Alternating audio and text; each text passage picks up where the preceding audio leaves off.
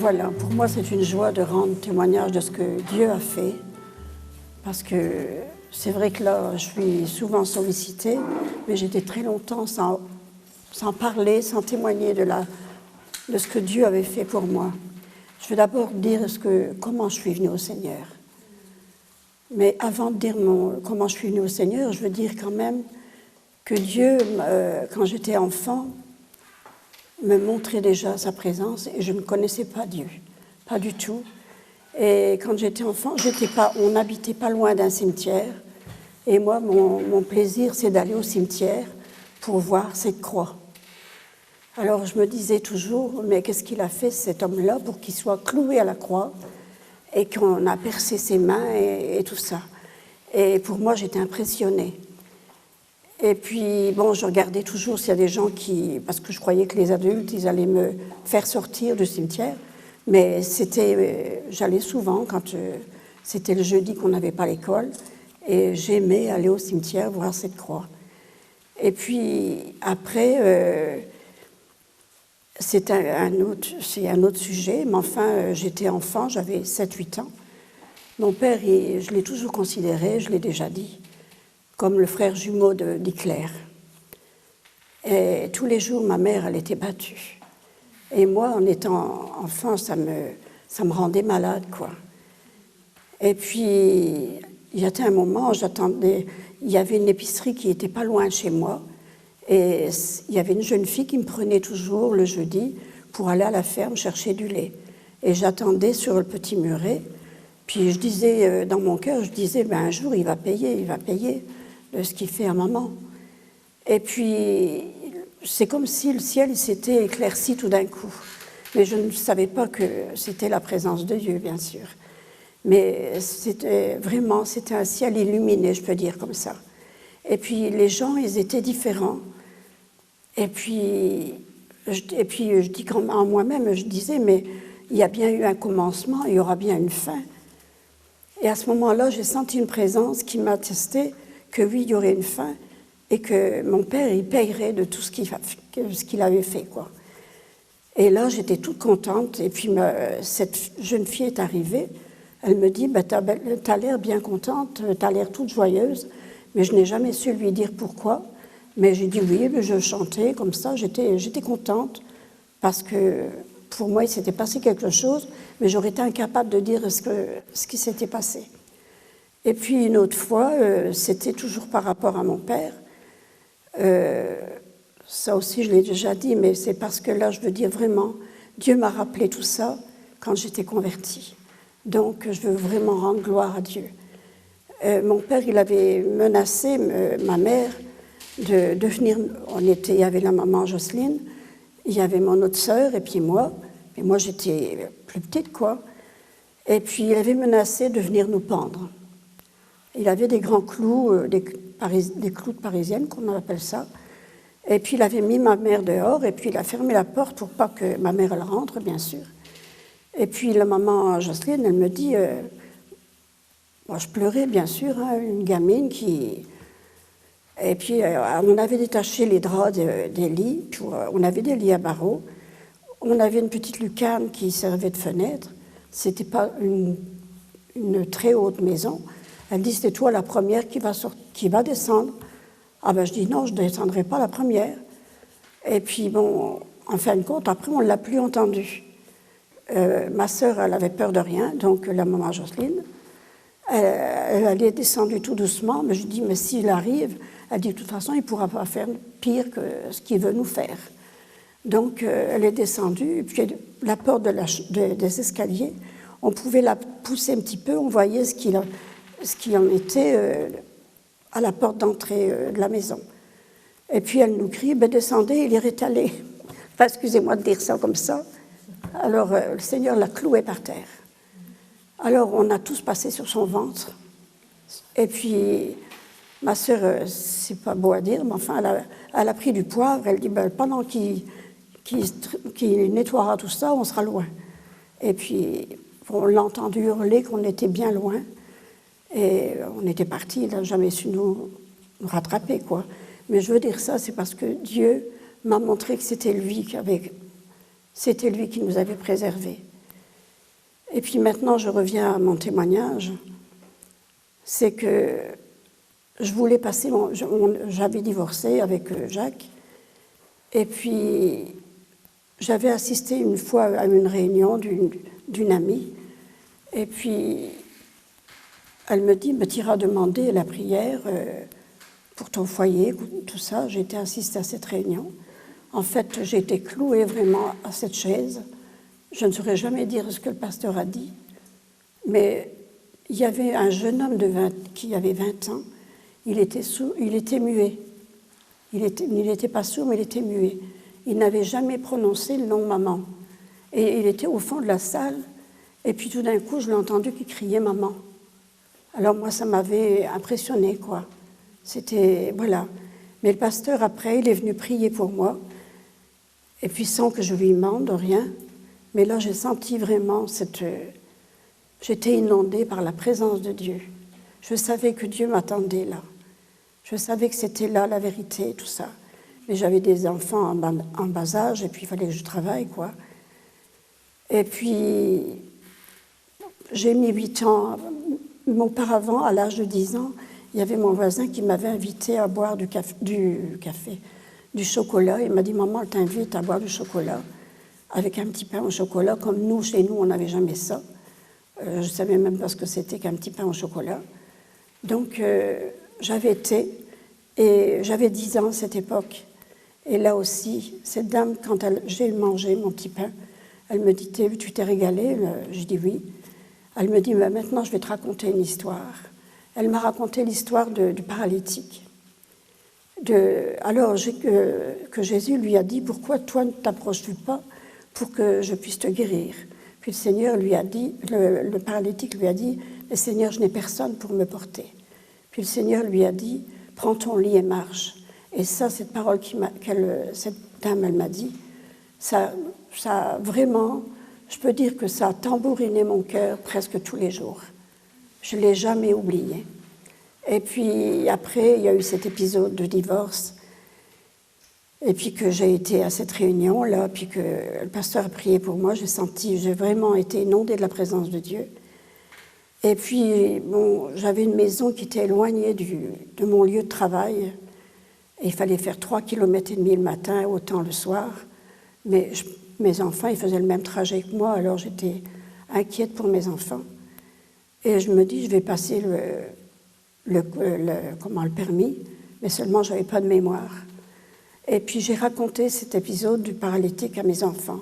Puis mes enfants, ils m'ont dit, mais maman, si le Seigneur, il est capable de donner la parole à un muet, à plus forte raison, pour toi, il va te donner la mémoire. Ben, j'ai dit oui, c'est vrai. Et puis, on a été voir à cette réunion de prière, et je me souviens que ce jour-là, c'était fermé. J'ai demandé à un marchand de télévision qui avait juste en face. Et puis, il n'était pas content parce que je lui demandais quand est-ce que c'était ouvert. Bon, il me dit, je ne sais pas à quel jour ils sont là, peut-être le mardi, je ne sais pas. Alors j'ai dit, bon, ça fait rien, on reviendra. Et puis, je suis retournée le lendemain avec mes enfants. Mais je peux dire que là, j'ai rentré, ça rejoint un petit peu Marie-Laurence, j'ai rentré dans cette réunion, j'avais mis mon pied sur le pas de la porte, et là, je peux dire que j'ai été convertie. J'ai passé vraiment de la mort à la vie, c'est le cas de le dire. J'ai changé de vêtements, j'ai changé de nature. Dieu m'a montré toutes choses. Et je dois dire que le Seigneur ne m'a jamais déçue. Et là, il y avait un frère de l'Assemblée, il m'a dit, mais pourquoi vous habitez une maison comme vous avez là? Parce que j'avais dû prendre un logement qui n'était pas trop potable non plus. Ben, je dis, j'ai pas eu d'autre solution, mais il me dit, j'ai une maison à Tourcoing. Et puis, je dis, je ne peux pas quitter mon travail comme ça. J'étais titulaire à mon travail, donc je dis, je ne peux pas quitter mon travail comme ça. J'ai 3 enfants. Il me dit, ben, vous aurez du travail à Tourcoing. Ben, je dis, écoutez, je vais réfléchir, je vais voir.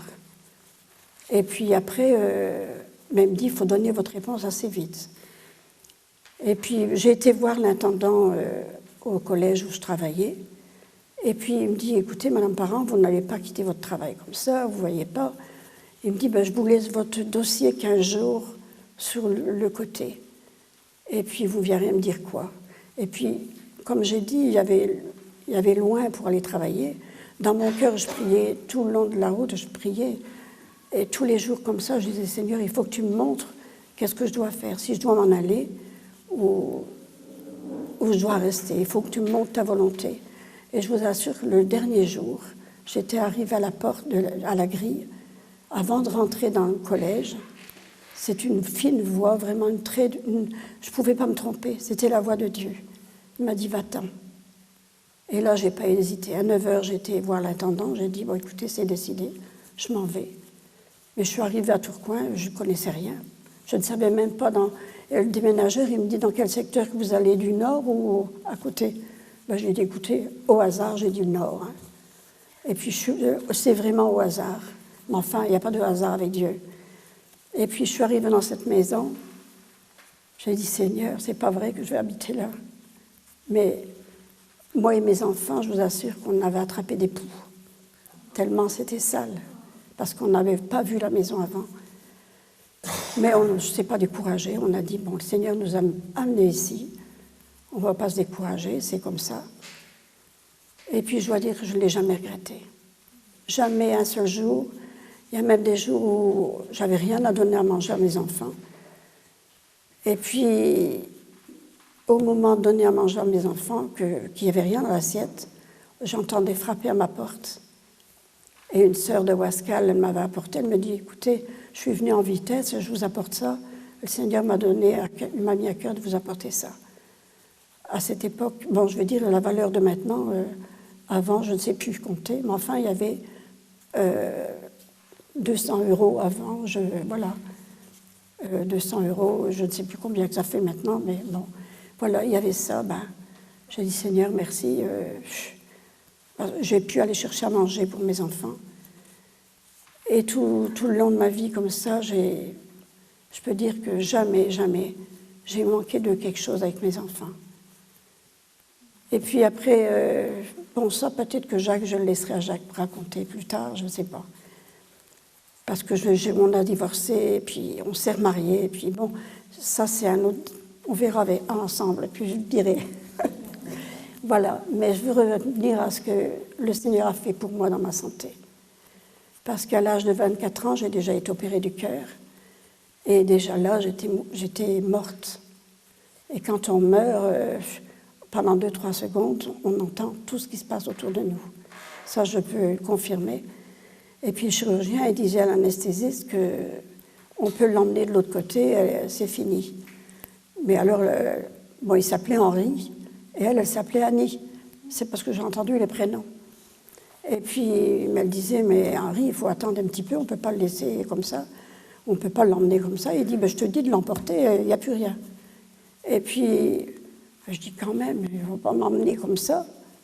Et puis, là, vraiment, le Seigneur m'a redonné cette vie.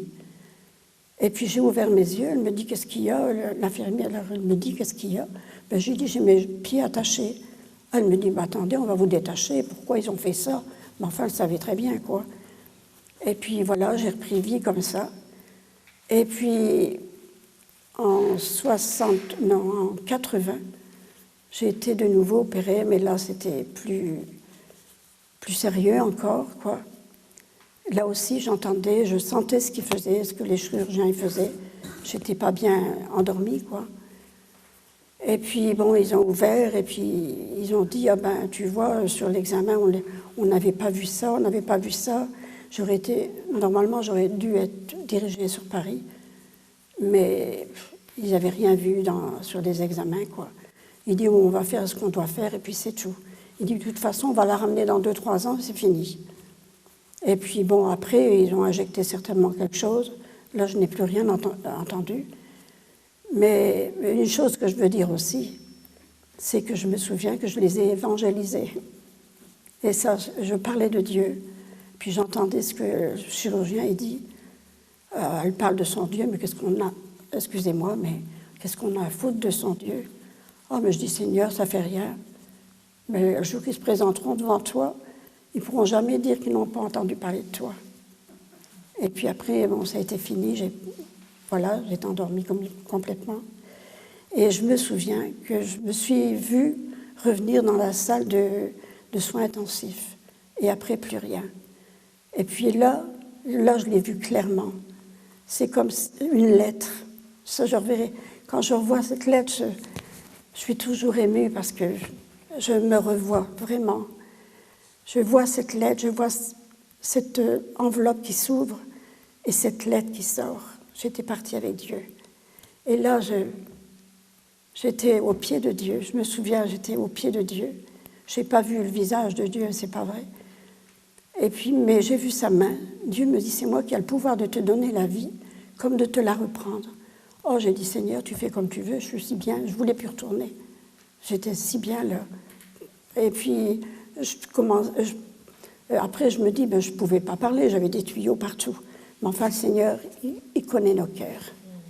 Et il sait lire dans nos cœurs, et ça, c'est ce que je réalisais. Je disais, mon fils, il doit se marier. Mon fils, il devait se marier au mois d'avril. Moi, j'ai été opérée au mois de mars. Alors, je me souviens bien. Et puis, alors, je dis, mon fils, il va se marier, je ne verrai pas mon fils, et puis, je ne verrai pas mes petits-enfants. Puis, le Seigneur me dit, tu verras tes petits-enfants. Alors, je dis, mais moi, je croyais les voir avec Dieu. Moi, je dis, mais en haut, ça va être formidable de voir mes petits-enfants. Pour moi, c'était bien. Moi, j'étais tellement heureuse de là-bas. Je ne voulais plus revenir. Puis après, il me dit, pas un, compte. Il m'a fait compter jusque 12. Et je vous assure, j'ai eu 12 petits-enfants. Et le Seigneur m'a fait la surprise pour moi, c'était vraiment quelque chose de merveilleux. C'est que 9 fois arrière-grand-mère aussi. Bientôt 10.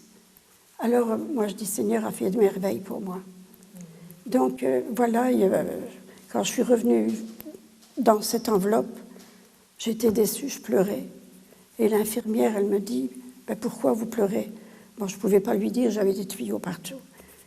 Mais après, quand j'ai su parler, je leur ai dit. Mais après, le cœur a gonflé. Je faisais une péricardite, alors on m'a de nouveau opérée. Alors, comme je ne savais pas encore parler, je faisais signe à l'anesthésiste, est-ce qu'on allait encore passer le tuyau?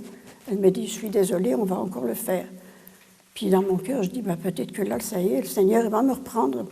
Puis là, j'ai été contente, en fait, je peux dire comme ça, parce que le Seigneur, là, il allait me prendre, c'était sûr. C'était sûr qu'il allait me prendre. Et puis, quand le chirurgien m'a ouverte, et puis qu'il a coupé cette enveloppe du cœur, j'ai senti que je revivais. Mais pour moi, j'étais déçue parce que je voulais plus revenir, en fait. C'est ça. Je voulais plus revenir, mais le Seigneur en a décidé autrement. Et puis voilà, c'est comme ça. Et puis après, quelques années après, j'avais été travailler au refuge et puis accumulé beaucoup de fatigue parce que moi j'aime bien me dépenser, quoi. J'aime bien travailler. Et puis le cœur, parce que la première greffe qu'ils m'ont fait, c'est une valve Carpentier, ce qui veut dire que c'était une peau de porc. Et j'avais tellement travaillé, puis c'était l'usure en fait. Elle avait claqué. Et j'allais faire des kouglof à mes enfants, c'était un vendredi. Ma fille, elle venait jamais le vendredi. Et puis, je voulais aller chercher de la levure au boulanger. Et je me sentais pas bien, et puis je dis quand même, il faut que j'aille chercher de la levure, et puis il fallait monter cette côte la fin de la guerre pour aller au boulanger.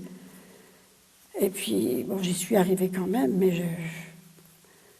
j'ai commencé à faire mon levain quand je suis rentrée, mais tout est resté là. Ma fille est arrivée, elle me dit, maman, je viens boire du café, puis elle dit, j'ai fait une tarte, je ne sais plus à quoi, à la rhubarbe. J'ai dit, écoute, si tu veux du café, tu le fais toi-même. J'ai dit, parce que moi, je suis incapable. Et puis, tout était sur la table de la cuisine, le vin et tout. Elle me dit, qu'est-ce qui t'arrive? J'ai dit, écoute, je ne me sens pas bien. C'est pas que j'avais pas mal, j'avais aucune douleur, ça, je ne peux pas dire. Mais alors, c'était une scie à bois. C'était une scie à bois qui sciait. Et plus j'avançais, en fait, plus je respirais, plus cette scie, elle s'accélérait. Et puis ma fille, elle met sa main, et puis elle me dit, bah oui, elle dit, t'as pas mal? Je dis non. Et puis Julien, mon petit garçon, il me dit, il était petit, et puis il me dit, monte, je peux mettre ma main, mamie. Et puis bon, il a mis sa main, puis il m'a pleuré, et il dit, mamie, t'as mal? Non, j'ai dit, j'ai pas mal. Et puis voilà, ma fille me dit, va t'allonger, on va appeler le médecin. Et puis bon, j'ai été m'allonger, et là j'ai eu la présence d'esprit de me lever, de me relever, et demander un peu d'eau à ma fille. Mais elle me dit, maman, va te coucher. Elle dit, je t'apporte de l'eau. Elle dit, c'est pas le médecin qu'il faut appeler, on va appeler le SAMU. Et heureusement, parce que si elle attendait encore 5 minutes, j'étais partie. Et là, le SAMU est arrivé, puis ils devaient m'emmener à Lille, mais il n'y avait plus de place. Ils m'ont emmené à Dron, et puis, bon, ils ont fait le nécessaire, quoi. C'était la valve qui était claquée, quoi, en fait, c'est ça. Je faisais une embolie pulmonaire. Et puis le lundi, ils m'ont transportée à Lille, et puis j'ai été opérée, puis là aussi. Ah mais là, j'ai dit, moi-même, je dis, Seigneur, j'espère que tu vas me prendre, là. C'est parce que c'était passé tellement de choses entre-temps, que j'avais vraiment plus de courage. Et je dis, là, ça doit être le bon coup, hein, parce que le médecin avait dit 2-3 ans, je suis encore là, mais je crois que c'est bon. Et puis ils m'ont opéré, et puis je reviens dans la salle de soins intensifs. Et puis le médecin, celui qui m'avait opéré, il était là. Et puis il regarde, parce que j'étais branchée partout en fait, il regarde à la télévision qu'il y avait. Il me dit, mais on ne peut pas la laisser comme ça. Les coutures, elles n'étaient pas faites au cœur. Il avait oublié de faire des coutures. Et puis, alors, ils m'ont ramené. Et là, vraiment, j'ai sombré comme dans un trou. Oh, je dis, non, je ne veux plus. Je ne veux plus vraiment en sortir.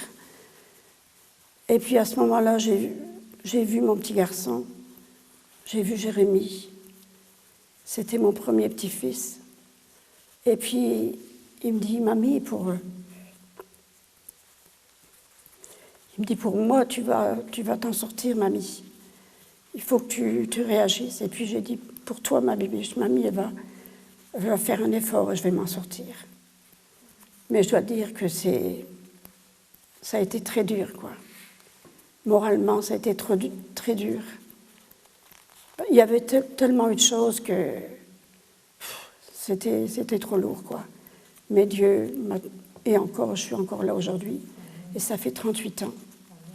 J'ai dit, Seigneur, si je suis encore là, c'est pour témoigner, c'est pas pour garder pour moi. Et je veux vraiment lui rendre toute la gloire parce que il est plein d'amour. Et puis, chaque jour, quand ça va pas, je sens qu'il est à côté de moi.